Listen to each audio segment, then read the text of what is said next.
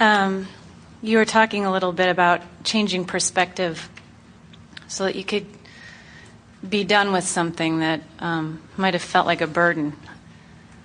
What I'd like to know is, what was my intention coming into this physical experience? I have a tendency to look at it as something that I have to overcome, and it feels like something that's been bad, and I would love to change my perspective on it. Well, a lot of people have picked that up along the way because there have been so many people who have surrounded so many of you who have wanted to feel good but couldn't because you wouldn't behave. So they make up all kinds of rules that say, you need to keep these rules so that we can feel better. And for some reason, you bought into that. And the result of that is, because almost everybody has a different requirement of you, then you come away from it sort of confused about who you're supposed to be. And out of that is born this pervasive philosophy that says, I was born broken.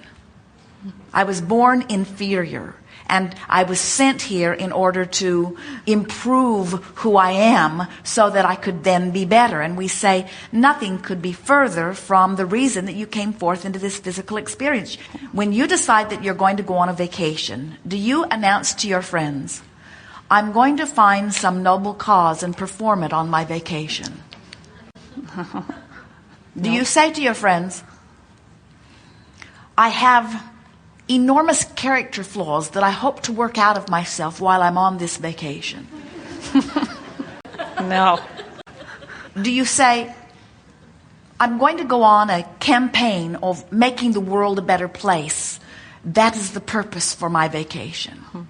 Or do you go on vacation because you want to have a good time? Do you go on vacation because you want to be stimulated to some new thoughts, that you want life to flow through you in a more abundant way? And you were born into this experience with the same attitude that you go on vacation. This ought to be fun. Let's see what's up with this. What new stimulation of thought is going to evoke from me a feeling of being more alive? Taking the vacation thing. If I wanted to go on vacation to a wintry place, Colorado, and skiing every day in a nice little home in the mountains, that would be fine, but I feel like my winter vacation was like a clothing optional beach in Antarctica. I mean, that's how it feels. It's sort of like something so extreme. What's the point of having that? Well, we see a lot of you who are not exactly vacation feeling. But the reason is because you have all of this responsibility that you are dragging around. In other words, you're out here trying to overcome your unworthiness, and you're out here trying to decide who has the truth about what things, and then you're out here trying to decide how you can get more of the world to agree with you about your truth, and more importantly, how you can put down the lies that the others are living. Most of you have lost your personal orientation about what this life experience is about. It's about joy. It's about an opportunity to expose yourself to new experience. It's about sitting in a restaurant and looking at a waterfall for the first time and enjoying the sound and the thrill of the waterfall. And it's about seeing the bird fly by and the thrill of the fly landing on your nose. So could bitter cold be something that I could now look at as, wow, what an adventure that was? Well, the way we would look at bitter cold is, bitter cold was advantageous to me only in the sense that it helped me to realize I want something that is more comfortable. And if I can trust Abraham at all, and this new desire has been born within me, then warmer, more comfortable environment is on the way to me. But isn't that kind of obvious? Why go through bitter cold to find out something that... You're the one who's cold. We've been asking the same question. In other words, it's not the way it was set up. You said, I'll go forth into this environment and I can think whatever thoughts I choose. And Source Energy says, and whatever thoughts you choose will manifest around you to help you know what thoughts you are choosing. And Source Energy says, you've got guidance within you that will let you know. So as you choose the thought that feels good, good will manifest from it. So this is all logical to you now. The question that we can feel bubbling in there is, how come I have to be this old in order to be now making sense of this? When I was little, why couldn't I guide my life more effectively? And we want to say to you, you didn't get that cold and it hasn't been that long. And from your broader perspective, you knew it would be worth it. Look, here you are in this prime time of your life with all of these new determinations bubbling within you. And if we were standing in your physical shoes, we would stop trying to figure out why things weren't better before and take the knowledge that you now hold and decide what you want to do. We'd start using that left brain of yours to focus upon what you want and then use that right brain of yours. We really don't like that terminology. We're just humoring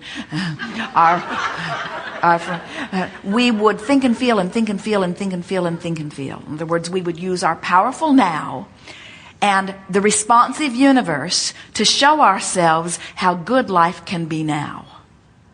Mm-hmm. You see, if you didn't live in a responsive universe, we might be willing to wallow in the past with you longer. But you have a responsive universe that's going to give you immediate feedback on where you direct your thoughts and immediate emotional response. So that's like someone saying, Abraham, I hit myself over the head with a hammer yesterday and I hated it, but I kept doing it. And when I woke up this morning, I picked up the hammer and I hit myself some more. And I don't like it, but I did it yesterday and I'm doing it today and I'm probably going to do it tomorrow. And we say, all right. And you say, but shouldn't the universe be better organized so that I wouldn't do that? And the reason that we give it to you in that blatantly dramatic fashion is because we want you to understand that nothing ever happened to you, ever. You did it all to yourself. Everything that happened, even when you were a baby, everything happened in response to the vibration that you were emitting. Now you might say, well, I wouldn't have hit myself over the head with the hammer if it hadn't been there. Somebody left it there. And I saw somebody else hitting themselves over the head with a hammer, so I thought it was the appropriate behavior, so I started doing it too. And we say, but didn't it hurt? And you say, yeah, it hurt a lot. And we say, there, that's guidance. And so the question that we really want to ask everyone is, at what point did you get separated from your ability to say, this hurts me? I don't want to do this. This hurts me. And different ones of you have different degrees of willingness to endure, you see. So you come to a gathering like this where we teach you to be picky, picky, picky, picky, picky. We wouldn't put up with discomfort at all. But we wouldn't demand that somebody else do something about it. We'd tweak our own thought. We'd tweak our own thought until we feel better, feel better, feel better. Well, so when you're a little person and your environment doesn't feel good and you recognize that it doesn't feel good, it's really hard to pack up your bags and go live with someone else. So I feel like that seems like kind of us. Well, today, you have not heard us encourage anyone to pack up their bags and go live with someone else. Right. We've encouraged every one of you to stay right where you feel you have no other choice of staying, but to find some way of looking at it that feels better to you. And that's exactly what all children in those situations do. What I'm wondering is, did I come here knowing that that was going to be my environment? And if so, why go there? Because the benefit of the desire that you knew would be born out of it in your decision to come outweighed any discomfort that you thought was potentially there. And because you knew you had guidance within you, and because you knew it would be a temporary situation, and because you knew it would be the basis from which you would launch much more physical experience, and because you knew that you were a creator on the leading edge of thought, and you wanted the opportunity to make your own decisions, it's a little bit like from a place of feeling strong and invincible. Let's look at a firefighter. Have you watched any of them lately?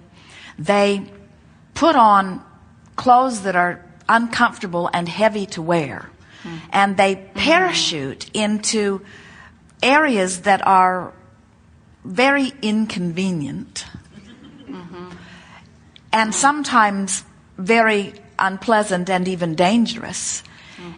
And they do it because they are thrilled with the idea of the invincibility and capability of their being. Okay. And so then someone who wouldn't go anywhere near something like that might, Jerry marvels at football players. He'll turn the television on and see these big men running into each other, and then almost every time he'll look at Esther and he'll say, they're doing that on purpose. It's just beyond him that they would put themselves through that. Yeah. He said, I was hit like that once and I didn't like it, and I didn't go back for more. And he is astonished that they do it on purpose. And we say, so why do they do it on purpose? Because they've trained themselves to be strong, and they've trained themselves to be good at it, and there are rewards that outweigh the pain and inconvenience of it. And so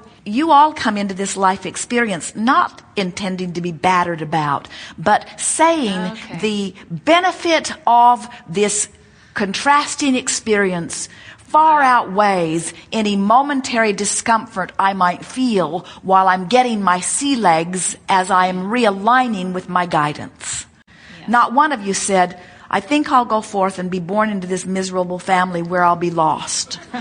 Not one of you says, I think I'll go forth and be born into an abusive family where I will lose my total sense of who I am and I will live a miserable life forevermore. Not one of you ever said that. You feel invincible from your non-physical perspective. And it's only from a physical feeling of not feeling so invincible that you begin asking those questions. And we certainly understand it. And it's hard for us to answer them in any really meaningful way because we still feel invincible on your behalf.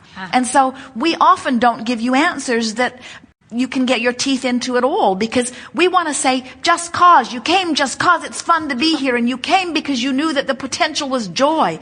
And then many of you say, but it hasn't been that much fun. And we say, well, then that's your doing. And then we're nowhere because we want you to return to your feeling of invincibility, but you're the only one who can do it. We can't zap you with it. We can remind you of it. We can tell you stories about it. We can point to others. We can coax you up the emotional scale. And in time, it is our promise to you that you'll return to this glorious place of self-sufficiency and utter feeling of well-being, and you will bless every miserable moment you've had along your way, because all of it is part of who you have become, you see. Yes.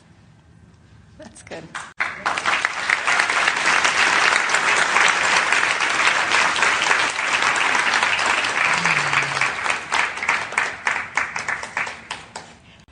I have a few questions for you about what you call source energy.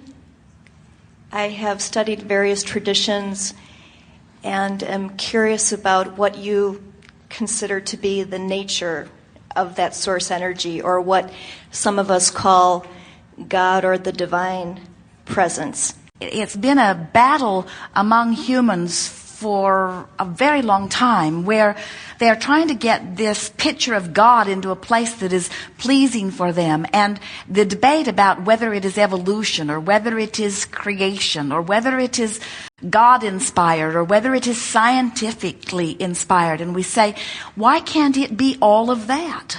Why does it have to be one or the other? Why can't everything that you know that is wrapped up in science and vibration, why can't that be the true essence of that which you call God? It is all one and the same, you see. But all of your questions are spoken still as aligned and as enlightened as you are. This body of questions is spoken from a vantage point of somehow feeling separate from that which is God, that I am now wanting to ring up on some universal telephone and have a conversation with. And we say, you gotta accept that you cannot be separated from that which you are calling God. People would hear us say, oh, what you're wanting to do is reach for the thought that feels the best. And they're thinking, oh no, I need to listen to what God wants. And we say, aren't we talking about the same thing? Mm-hmm. In other words, aren't your emotions guiding you to that connection? And doesn't the word God just set you off on all kinds of tangents that don't have anything to do with your relationship with that which is this supreme, infinite, eternal energy of love, which is your source? Mm-hmm. Good. It is good. Thank you. Yes, indeed.